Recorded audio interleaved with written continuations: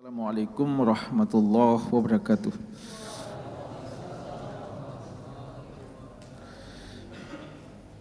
Innal hamdalillah nahmaduhu wa nasta'inuhu wa nastaghfiruh wa na'udzu billahi min syururi anfusina wa sayyiati a'malina.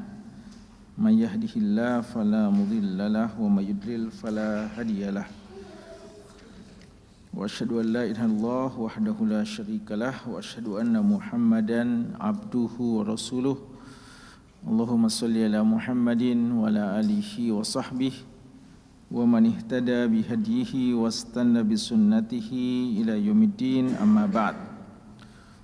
Para hadirin, bapak-bapak dan ikhwah dan anak-anakku sekalian, hafizakumullahu taala jami'an. Alhamdulillah, pada malam hari ini di malam Jumat, kita berada di malam Jumat yang pertama di bulan Rajab 1447 Hijriah. Sekarang kita berada di penanggalan malam kelima di bulan Rajab 1447 Hijriah.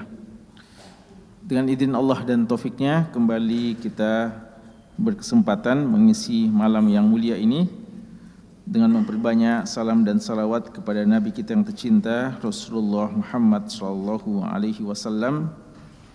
lewat pengkajian pembahasan hadis-hadis dari Nabi kita SAW. Hadis-hadis beliau yang sahih yang diriwayatkan oleh Al-Imam Al-Bukhari dan Al-Imam Muslim rahimahumallahu ta'ala. Kitab hadis ini adalah buah karya dari Syekh Muhammad Fuad Abdul Baqi rahimahullah. Beliau menamakan bukunya dengan Al-Lu'lu' wal Marjan fima ittafaqa alaihi asy-syaikhan. Mutiara-mutiara hadis yang diriwayatkan secara bersama oleh dua syekh, dua imam dalam bidang hadis, Al-Imam Al-Bukhari rahimahumallah. Jemaah sekalian, sebagaimana yang kita sebutkan, kita ini berada di malam Jumat yang pertama ya di bulan Rajab. Sebagian memahami bahwa ada amalan khusus di malam Jumat yang pertama di bulan Rajab. Ada solat yang dinamakan solat Ar-Raghaib. Solat Ar-Raghaib ini solat yang dikatakan disunnahkan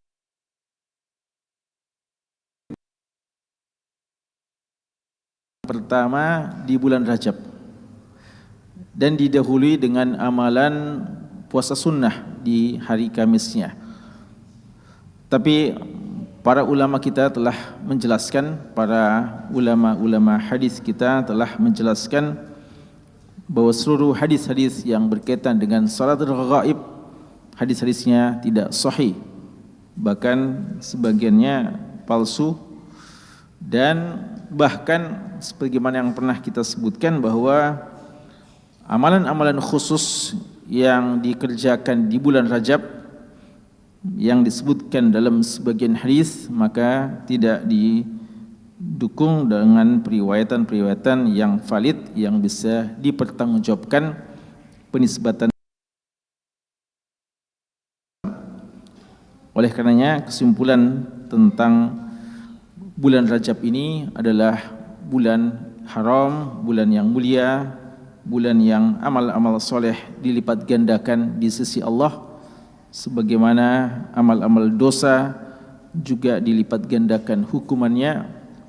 Namun amal-amal soleh yang dianjurkan untuk diperbanyak dan untuk ditingkatkan kualitasnya adalah amal-amal soleh yang memang telah dianjurkan di bulan-bulan yang lainnya. Tidak ada amalan khusus yang dinamakan dengan amalan Rajab, khusus bulan Rajab, solat khusus, puasa khusus, sembelihan khusus, dan yang lainnya.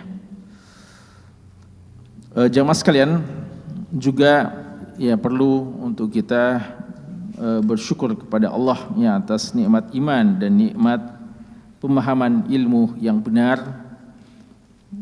Karena di hari-hari ini ujian akidah ya, ujian pemahaman yang benar itu teruji ya di hari-hari ini, di akhir tahun Masehi, ya, akhir tahun miladi atau akhir tahun Masehi.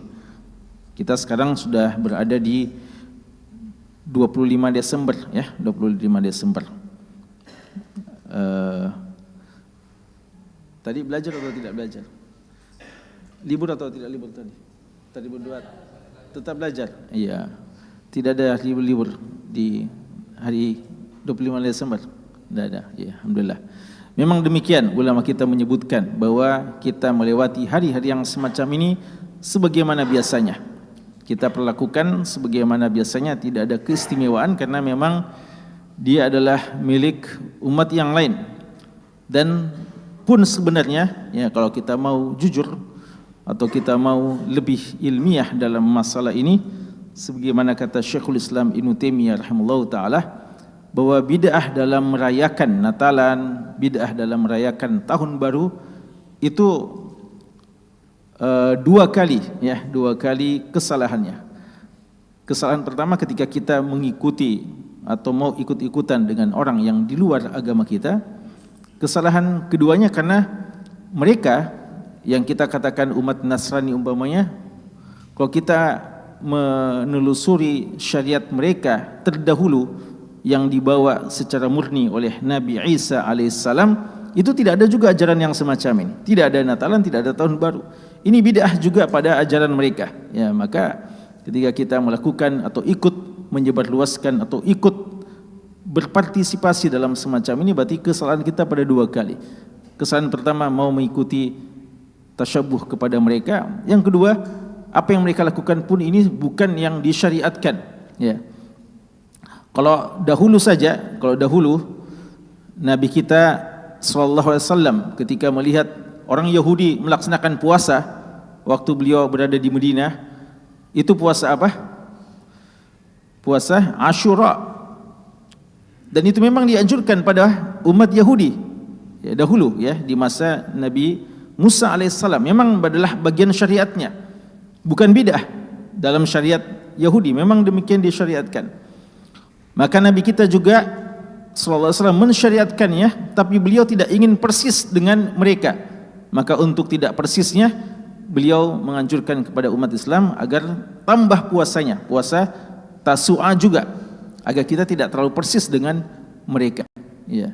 Jadi sampai pada hal yang memang juga disyariatkan oleh mereka dan sesuai dengan ajaran murni dari agama mereka, pun kita dianjurkan untuk tetap berbeda. Gimana lagi untuk sesuatu yang memang tidak dikenal dalam ajaran murni yang ada pada kaum tersebut. Maka sangat disayangkan ya ketika sebagian umat kita latah dalam masalah ini, atau juga sampai memberikan ucapan ya selamat untuk hal-hal yang pada hakikatnya adalah perkataan yang sangat mungkar ya dalam syariat Islam. Perkataan orang yang mengatakan bahwa Tuhan tiga atau Trinitas, ya ada Tuhan Anak dan seterusnya. Pada Allah telah mengatakan, laqad kafara alladziina qalu innallaha huwal masih ibnu Maryam.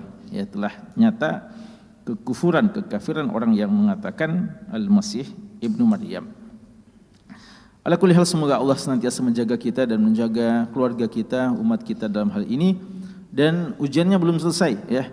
Karena biasanya sebagian umat Islam juga kalau Natalan tidak ikut-ikutan, tapi nanti ujian terbesarnya malam tahun barunya, ya. Karena dia bilang, ini malam tahun baru, malam tahun kita semuanya, ya. Sehingga barulah mereka ikut merayakannya. Libur nanti pekan depan, terbuat, ya. Tidak juga, insyaallah, alhamdulillah, ya. Jadi harap konsisten ya, harap konsisten juga dengan masalah yang seperti ini. Baiklah jemaah sekalian, kita lanjutkan pembahasan kita bagian terakhir ya. Malam ini insyaallah kita akan menyelesaikan kitab tentang makanan dan minuman dengan membahas 3 hadis singkat yang tersisa atau 4 hadis yang tersisa dalam kitab Al-Ashribah ini. Pada pembahasan kita yang terakhir kita sudah menyelesaikan hadis apa? Masya Allah. Coba sebutkan hadisnya.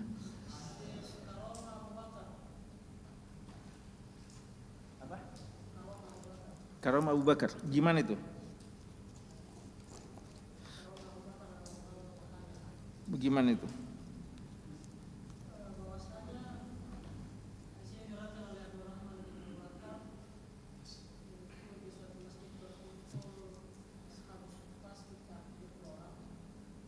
Langsung saya sebutkan karamah Abu Bakar yang gimana, dalam hal apa? Makanan bertambah. Berarti karamah beliau ya. Jadi bukan cuma mukjizat Nabi SAW ya. Beliau juga tamu ya. Makan apa? Makan pagi, makan siang, atau apa? Makan malamnya. Masya Allah. Fadal Ustaz Jufri. Ini Ustaz Jufri sudah terlalu rajin menjawab ini. Sudah saatnya diberikan. Marafik.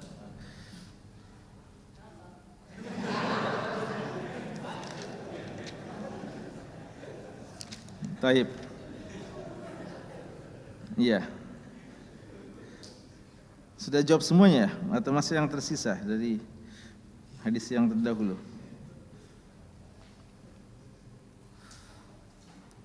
Ada satu perkataan. Kayaknya sudah ada hadiahnya ini ya. Sabaqakum bihi Jufri, Ustaz Jufri. Pertanyaan.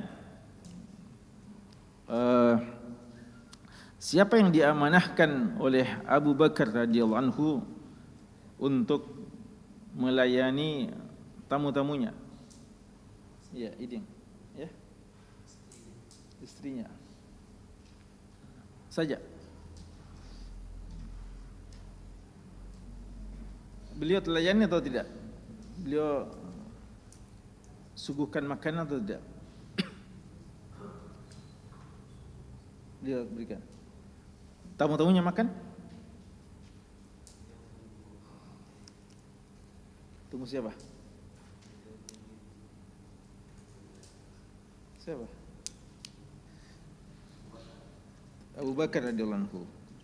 Taib, ahsan. Siapa yang dimarahi oleh Abu Bakar Siddiq radhiyallahu anhu? Dan ya, apa kata beliau? Apa kata Abu Bakar radhiyallahu anhu?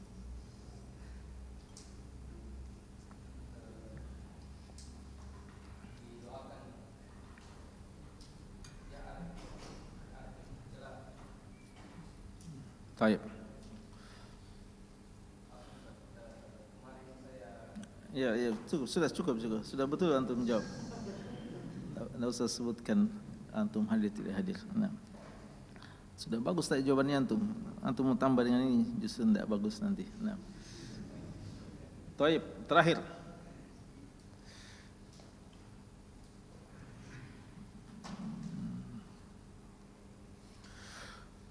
Ada penyesalan dari Abu Bakar Siddiq radhiyallahu anhu. Lalu apa yang beliau lakukan sebagai bentuk penyesalan terhadap sesuatu yang telah terlanjur beliau lakukan? Ya, fadhal.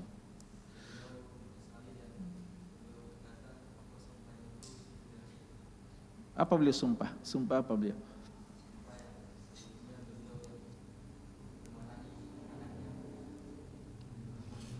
Beliau itu isi sumpahnya.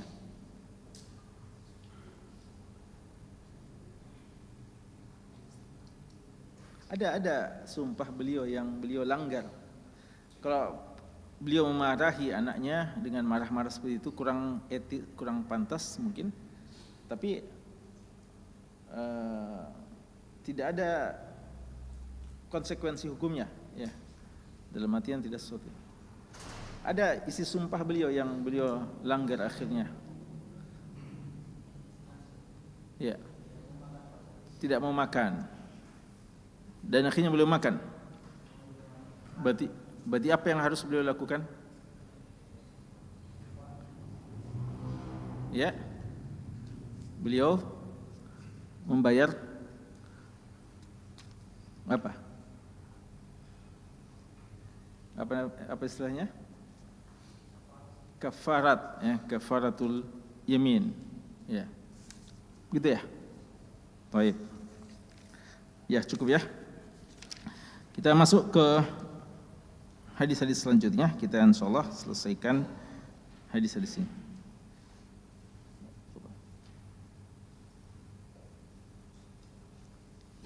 Bismillahirrahmanirrahim. Alhamdulillah hamdan katsiran tayyiban mubarakan fih kama yuhibbu rabbuna wa yardah.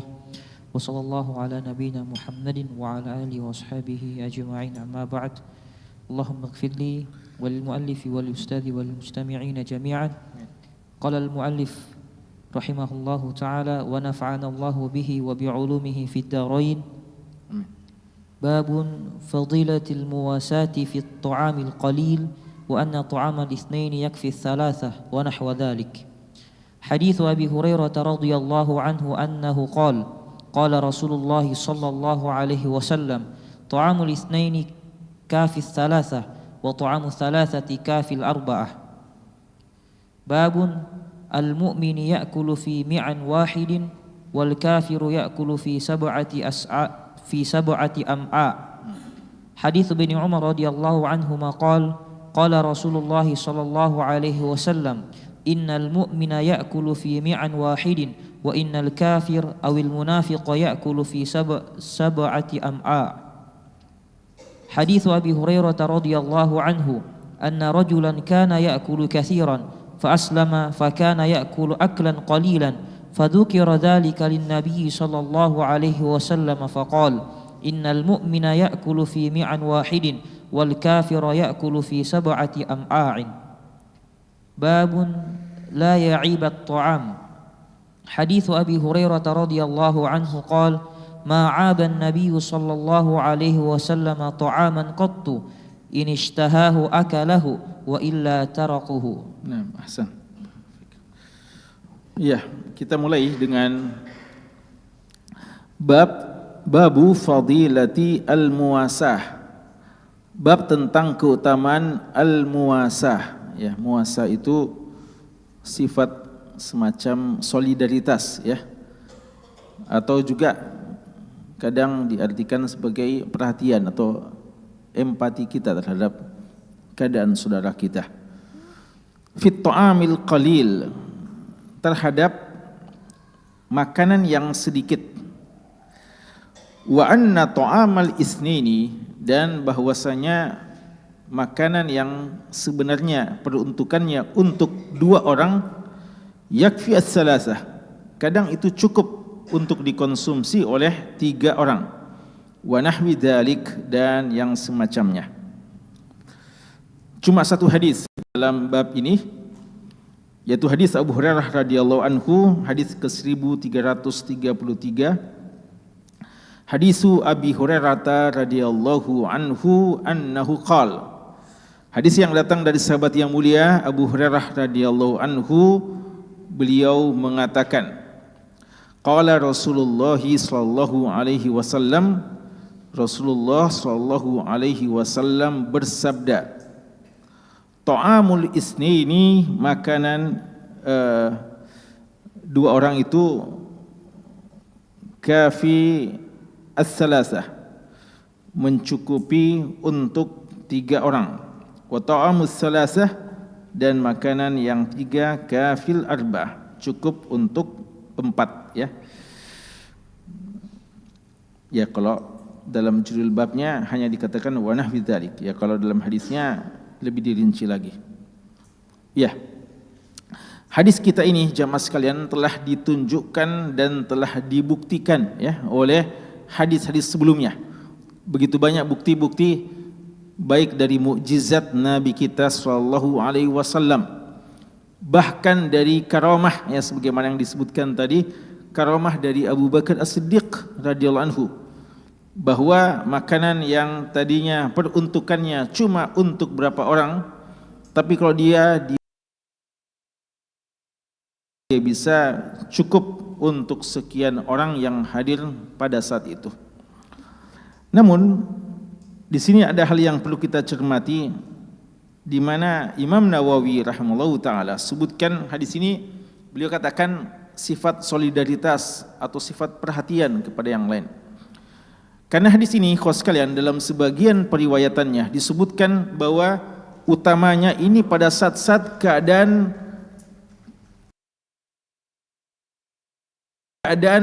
musim paceklik umpamanya, atau musim kekurangan, maja'ah, terjadi kelaparan di antara umat.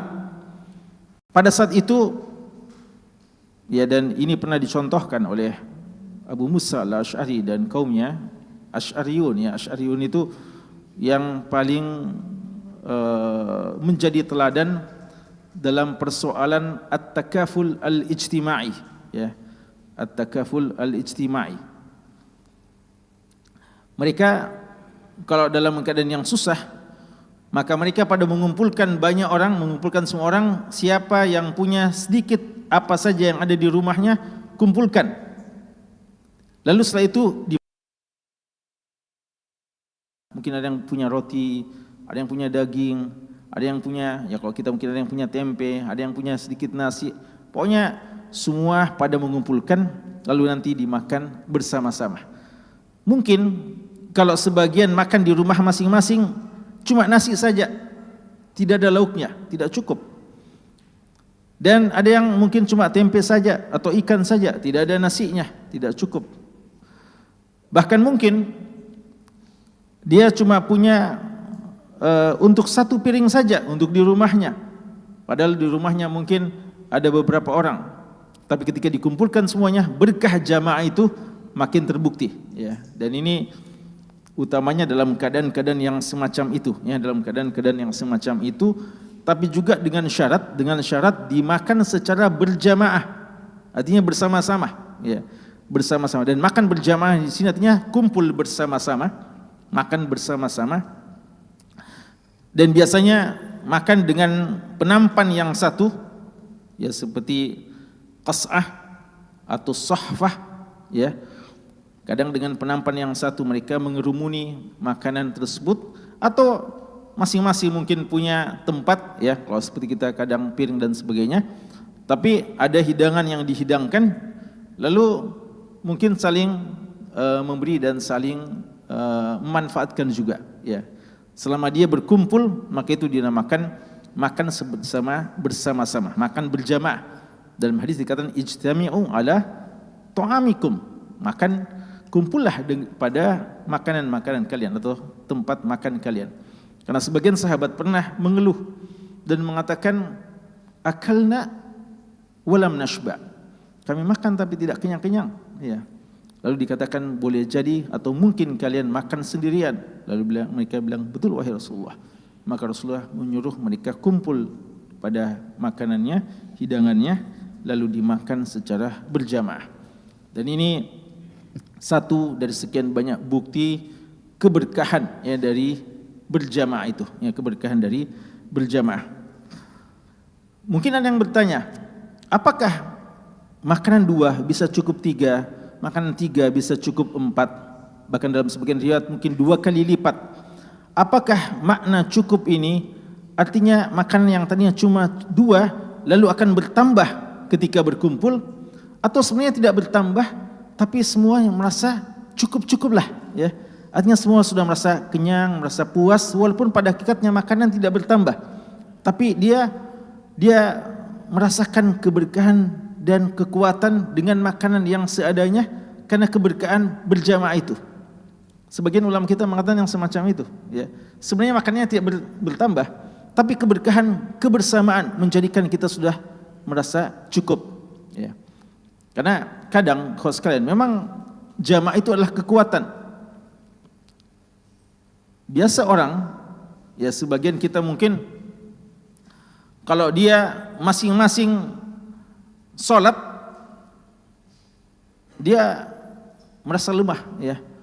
Mungkin sebagian kita kalau sholat tidak kuat, sholat sendiri umpamanya 1 juz 1 malam, ya.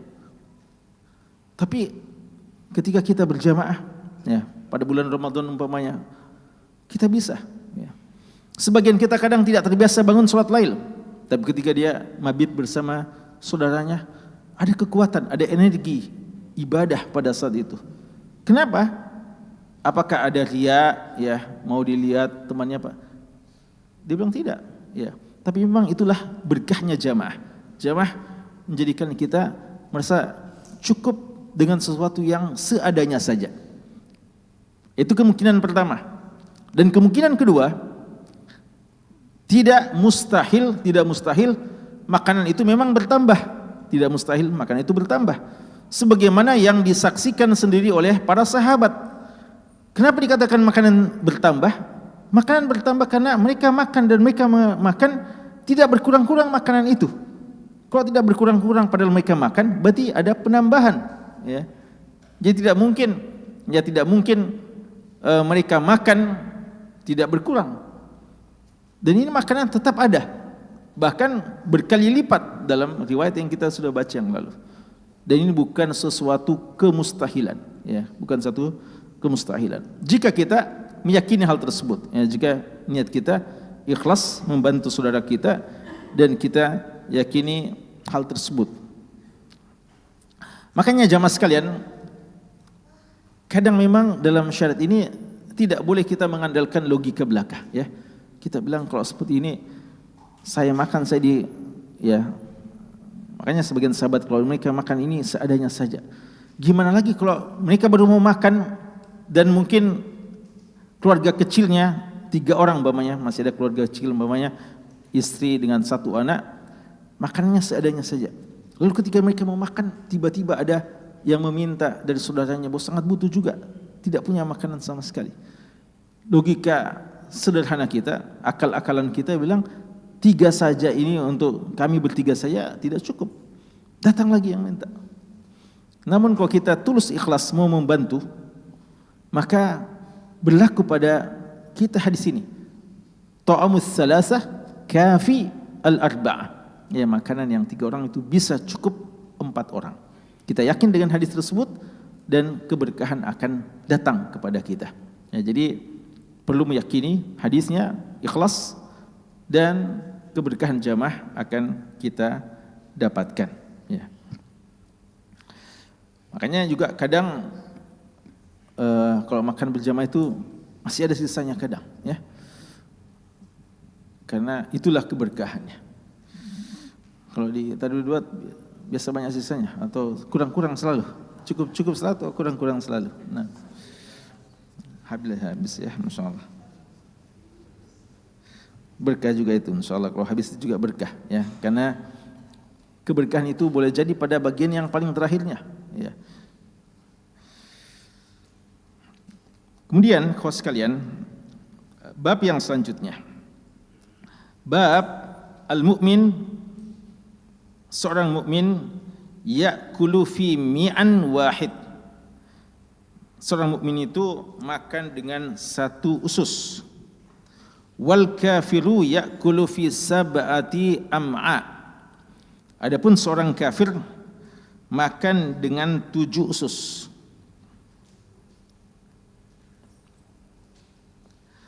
Ada 2 hadis dalam bab ini dan kita baca sekalian, ya, karena saling melengkapi. Hadis ke 1334, hadisu Ibni Umar radhiyallahu anhuma qala Rasulullah sallallahu alaihi wasallam. Rasulullah sallallahu alaihi wasallam bersabda, innal mu'mina, sesungguhnya seorang mukmin, ya'kulu fi mi'an wahidin, makan pada 1 usus, 1 perut atau 1 usus. Wa innal kafirah, dan sesungguhnya orang kafir, awil munafik, atau orang munafik. Keraguan ini bukan dari Nabi kita sallallahu alaihi wasallam. Keraguan wa innal kafir awil munafik bukan Rasulullah yang ragu, tapi salah seorang perawi yang ragu dengan ini. Namun kalau kita lihat kebanyakan riwayat mengatakan wa innal kafira tanpa ada syak, pakai au, tidak pakai au, ya. Jadi kebanyakan riwayat mengatakan wa innal kafir, bukan awil munafik. Wa innal kafir, dan sesungguhnya orang kafir atau orang munafik, kecuali dalam riwayat Tabrani ada yang mengatakan munafik dan bukan kafir. Tapi sekali lagi riwayat yang lebih sahih dalam Bukhari dan Muslim kebanyakan menyebutkan kafir dan tidak menyebutkan munafik sebagai ihtimal, ya, sebagai kemungkinan yang lain. Jadi cuma disebutkan satu saja. Ya'kulu fi sab'ati am'a, makan di 7 perut. Hadis Abu Hurairah radhiyallahu anhu, ini sababul urutnya, ya. Ini kenapa pentingnya kita mengumpulkan riwayat-riwayat yang ada, karena kadang saling melengkapi supaya kita bisa memahami hadis itu secara utuh. Maka kita kumpulkan riwayat-riwayat yang ada. Syahid dari hadis Ibnu Umar adalah hadis Abu Hurairah radhiyallahu anhu yang mengatakan, anna rajulan, ada seseorang laki-laki, kana ya'kulu katsira, orang ini dikenal banyak makan. Fa aslam, lalu dia masuk Islam. Artinya dia banyak makan dulu waktu masih kafir. Lalu ditakdirkan dia masuk Islam. Fa kana ya'kulu aklan qalila, maka setelah dia masuk Islam sedikit dia makan. Fa dzukira dzalika lin-nabi sallallahu alaihi wasallam, maka hal itu diceritakan kepada Nabi sallallahu alaihi wasallam. Faqal, jadi ada yang bilang, ya Rasulullah, ini ada orang Islam, ada orang kafir. Dulu waktu makan, waktu masih kafir banyak sekali dia makan. Masuk Islam sedikit dia makan. Kenapa bisa begitu? Ya. Lalu diterangkan oleh Nabi kita sallallahu alaihi wasallam, innal mu'minah, karena sesungguhnya seorang mukmin itu ya'kulu fi mi'an wahidin, makan dengan 1 usus. Wal kafira, dan orang kafir ya'kulu fi sab'ati am'a, makan dengan 7 perut atau 7 usus. Khos sekalian, hadis ini menerangkan tentang bagaimana perbedaan mukmin dan kafir termasuk dalam masalah makanan. Dan sebagian ulama kita memandang makanan sebagai contoh saja, tapi maksudnya penyikapan terhadap dunia secara umum. Bahwa seorang mukmin itu seadanya saja, secukupnya. Adapun orang kafir begitu rakus dan ingin menguasai dan ingin mengambil semua kenikmatan-kenikmatan duniawi. Dan dalam konteks makan, Allah memang telah menyebutkan walladzina kafaru yatamatta'un wa ya'kulun kama ta'kulul an'amu wan naru mathwal lahum. Yang kata Allah, walladzina kafaru, orang kafir itu yatamatta'un, kerjanya di dunia ini maunya bersenang-senang saja. Wa ya'kulun, dan mereka kalau makan kama ta'kulul an'am, sama saja dengan binatang ternak makan. Bagaimana itu? Semuanya dimakan, tidak mengenal halal dan haram. Binatang ternak itu tidak ada halal dan haramnya. Sahih? Apa sih yang dimakan? Ya. Dan sebanyak-banyaknya, sekuat-kuatnya.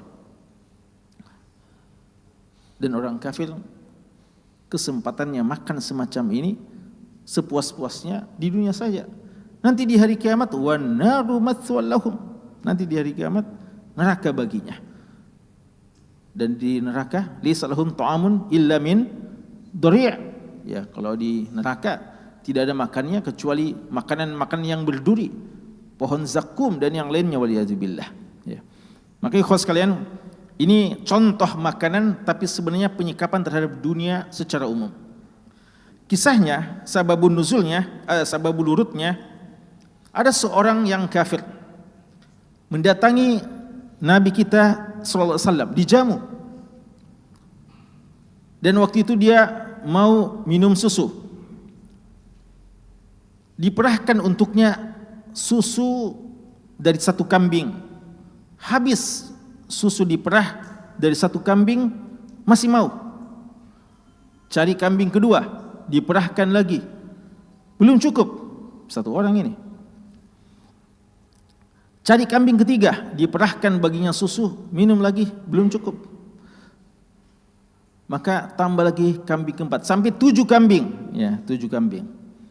Diperahkan baginya susu kambing, baru dia berhenti. Ya. Orang langsung berkesimpulan ini orang kuat makan memang ini, ya, orang kafir. Jadi mungkin bukan cuma susunya, mungkin juga makan mungkin kambingnya. Lalu Allah menakdirkan orang itu, orang tadi masuk Islam. Semua para sahabat senang, gembira. Ya, siapa yang tidak gembira ada saudara kita lagi yang baru. Dan sebagai bentuk penghormatan, ini kan saudara kita yang baru ini agak lain daripada yang lain, ya. Kuat makan, ya. Kuat minum juga. Maka sebagai bentuk penghormatan disiapkan sebanyak-banyak makan dan minuman. Tapi begitu disiapkan satu kambing saja untuk diperahkan baginya susu, selesai satu kambing ini, baru satu kambing, langsung menyerah, tidak mau lagi.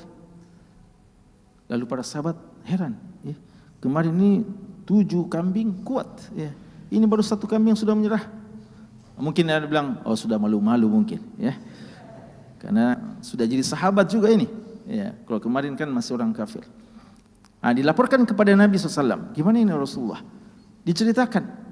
Disinilah Rasulullah menjawab bahwa memang begitulah seorang mukmin, dan itulah peran iman. Kalau imannya iman yang sempurna, iman yang benar, beda sampai dalam hal makanan. Kemarin jadi baru saja hitungan beberapa waktu saja, waktu dia masih status kafir, begitu cara makannya, begitu cara minumnya, cara makannya.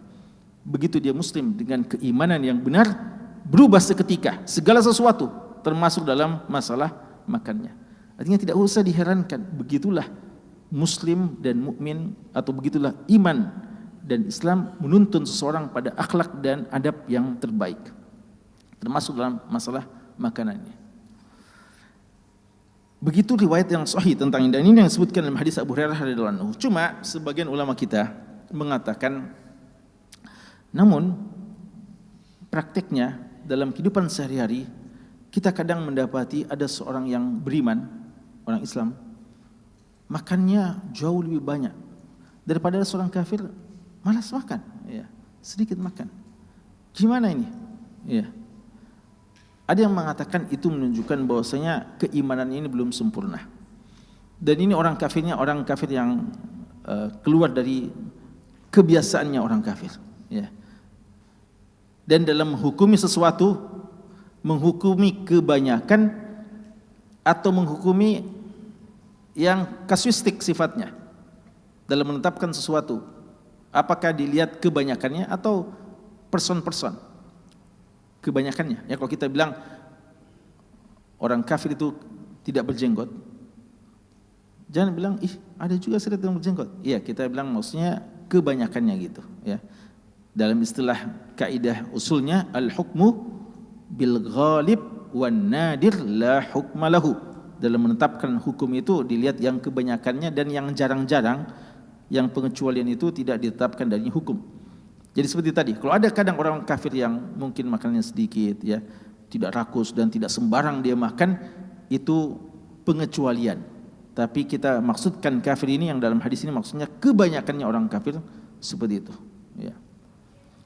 Dan sebagian ulama kita mengatakan boleh jadi kafir yang dimaksudkan hadis ini khusus kasusnya pada orang ini saja, ya, orang ini.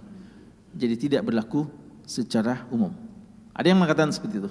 Namun wallahu alam, pendapat yang lebih tepat menunjukkan bahwasanya memang orang mukmin itu seharusnya beda manhajnya dengan orang kafir, termasuk dalam masalah makanan. Karena kita, apa maksudnya beda manhajnya? Kita makan itu, kita hidup untuk makan atau kita makan untuk hidup?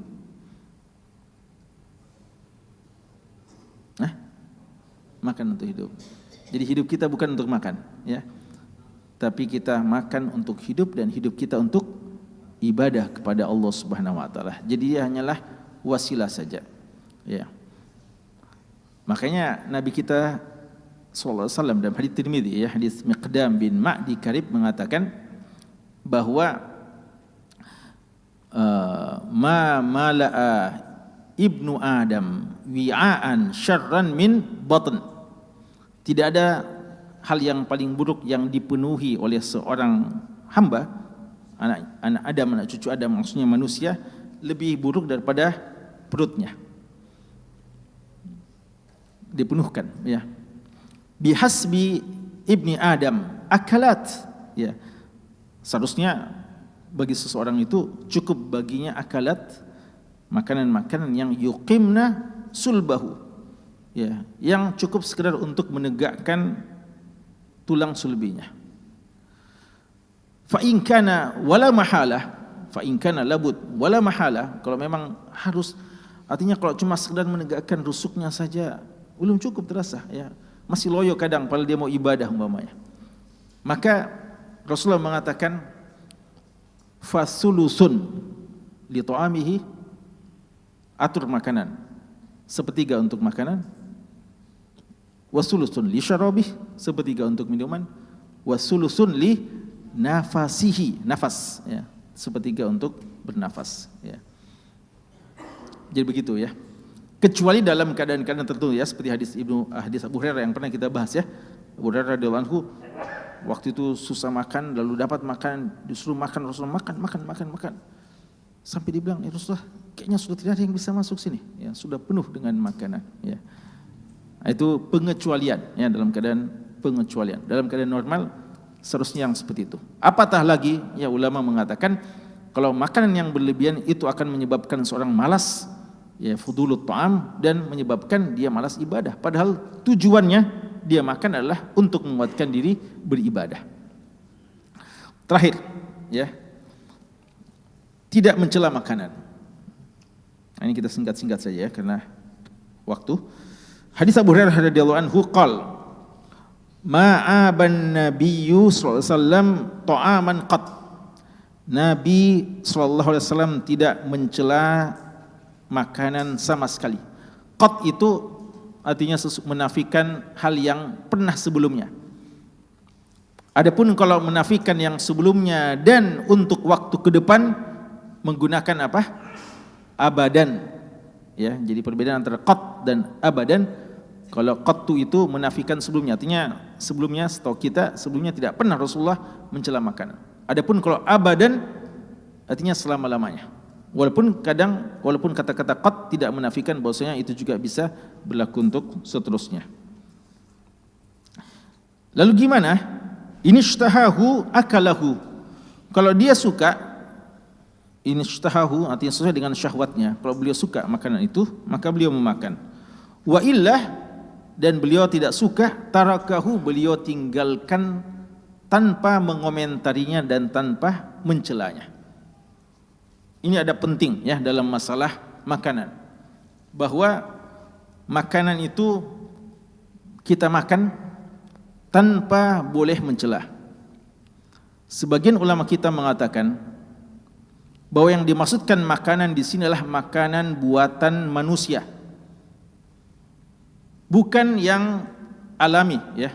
Umpamanya kita dapat umpamanya buah-buahan, ya, buah-buahan jeruk umpamanya, atau buah-buahan apa lagi, nenas umpamanya, atau salak umpamanya.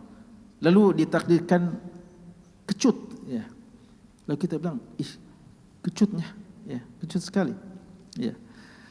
Kita cuma mengabarkan tentang bagaimana itu, ya. Karena tidak boleh juga kita ih manisnya padahal kecut, ya. Itu bisa bohong, ya. Jadi kalau kita cuma mau menggambarkan hal tersebut, maka tidak mengapa. Ya. Kita mau cuma kabarkan bahwasanya hal tersebut, ya. Dan tidak kita maksudkan mencela Allah Subhanahu wa taala, ya, dan billah, ya. Tentu saya tidak. Maka yang semacam itu sebagian ulama tidak mengapa. Dan yang dimaksudkan mencela makanan ini makanan buatan manusia. Jadi ada orang selalu saja kerjanya tiap hari celah selalu makan istrinya, subhanallah, ya. Ih, kenapa kamu gitu, ya? Ya, hanya dia selalu makan di luar, ya. Dan dia tidak mau makan makanan istrinya. Atau dia makan juga, subhanallah juga, ya, kerjanya gitu, ya. Sudah dimakan banyak-banyak, ya, habis selesai lalu dicela setelah itu, ya. Padahal dia sudah kasih habis makanannya. Itu salah dua kali. Sunnahnya Nabi kita SAW, kalau beliau tidak suka, beliau diam, beliau tidak makan, tapi diam, tidak mengomentari. Kalau antum tidak suka makanan, lalu antum makan terus, lalu antum komentari, itu salah. Atau antum tidak makan tapi antum komentari, juga salah. Ya. Yang betul kalau antum tidak suka, jangan makan. Jangan makan dan jangan komentari, diam saja. Ya. Jangan mencelah. Ya. Karena boleh jadi ada orang yang suka. Dan itu juga akan menyinggung orang yang telah capek-capek menyiapkannya untuk antum. Ya. Makanya dalam riwayat Nabi kita SAW, pernah beliau tanya, apa yang ada? Lalu dikatakan tidak ada kecuali khal. Apa itu khal? Cuka. Maka beliau mengatakan, ni'mal idamu khallun. Sebaik-baik idam, lauk, itu cuka. Ya, sebaik-baik lauk itu cuka. Sebagian memahami hadis ini bahwa Rasulullah paling suka cuka. Ya. Padahal sebenarnya hadis itu kasuistik. Ya. Hadis itu Rasulullah puji karena cuma itu yang ada. Beliau mensyukuri apa yang adanya. Bukan berarti ya lauk yang terbaik adalah cuka. Ya. Tapi memang beliau mau mensyukuri apa adanya. Maka kalau antum di rumah, antum memang cuma siapkan uang untuk istri antum yang cukup untuk tempe, maka dibelikan untuk tempe lalu dimasak dengan upaya terbaik oleh sang istri. Maka bilanglah ni'mal idamu, tempe umpamanya. Ya, sebaik-baik lauk adalah tempe. Ya. Besoknya dia bikinkan ikan, sebaik-baik lauk adalah ikan. Ya. Intinya sebaik-baik lauk adalah buatan istri. Nah, itu yang sunnahnya Nabi kita Sallallahu Alaihi Wasallam. Ya. Jadi intinya jangan mencelah, ya, karena itu bentuk tidak syukur terhadap nikmat yang Allah salurkan lewat hamba-hamba Allah, dan juga tidak menghargai usaha ya dari orang lain. Ya, dan yang paling tercas sekali lagi, orang yang subhanallah memang suka mengkritik, suka mencela, padahal dia suka ya, buktinya dia makan terus, dia sudah itu memang tidak pernah puas dan mengungkapkan, ya, mengomentari dengan tidak menghargai orang lain. Ya dan billah. Sekian ini, subhanakallahumma bihamdik, asyhadu an la ilaha illa anta, astaghfiruka wa atubu ilaik. Sallallahu ala nabiyina Muhammad wa ala alihi washabbihi wasallam. Walhamdulillahi rabbil alamin.